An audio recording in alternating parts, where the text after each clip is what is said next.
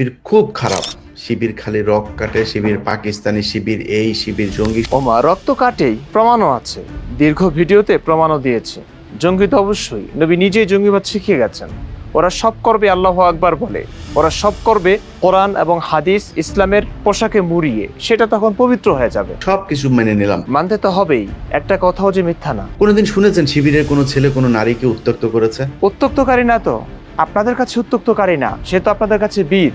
ফুলের মালা দিয়ে তখন বরণ করে নেবেন সেই উত্তক্তকারীকে। কোনোদিন শুনেছেন যে শিবিরের কোনো ছেলে কোনো নারীকে ধর্ষণ করেছে? ধর্ষণের সুযোগ তো আসেনি ভাই, দৌড়ের উপর ছিলেন, ক্ষমতা আসবার পরেই না দেখাবেন আসল চেহারা। তাছাড়া ইসলামে 4 বিয়ে, শত শত দাসী রাখার বৈধতা আছে, মেয়েদের ধর্ষণের কি প্রয়োজন? দাসী সেক্সই তো একটি ধর্ষণ। কোনোদিন টেন্ডারবাজি করেছে? এর সুযোগ তো এখনো আসেনি ভাই। ক্ষমতা আসার আগে ইসলাম সদয় ও নরম ব্যবহারের শিক্ষা দেয়। নবী এমনটাই করেছেন।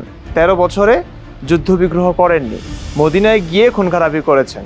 একটু শক্তি অর্জিত হলে ক্ষমতায় আসলেই আসল রূপ দেখাবেন, টেন্ডারবাজির সময় তখন শুরু হবে। এছাড়া ক্ষমতায় আসবার পরে আপনারা ওই ছোট ছিচকে চোরের মতো না, বড় ডাকাতি করবেন। আপনাদের বিরুদ্ধবাদীদেরকে মেরে কেটে ওদের সম্পদ লুট করবেন।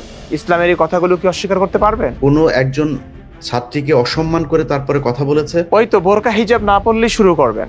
অন্যথায় যারা বোরকা হিজাব পরে আপনাদের দল ও মতকে সমর্থন করবে, ভালোবাসবে, তারা তো আপনাদেরই লোক। নিজেদের লোকদেরকে কেউ কি আর অসম্মান করে? কিন্তু কোনো নারী যদি হিজাব বোরকা পরতে না চায়, তখন আপনারা কি করবেন? ছেড়ে দেবেন? হিজাব হিজাব করে যে স্লোগান তুলছেন,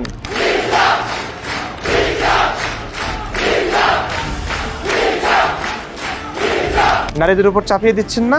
অবশ্যই চাপিয়ে দিবেন। তো এটা সম্মান হলো? পোশাকের স্বাধীনতা হলো? এটা একজন নারীকে সম্মান দেওয়া হলো?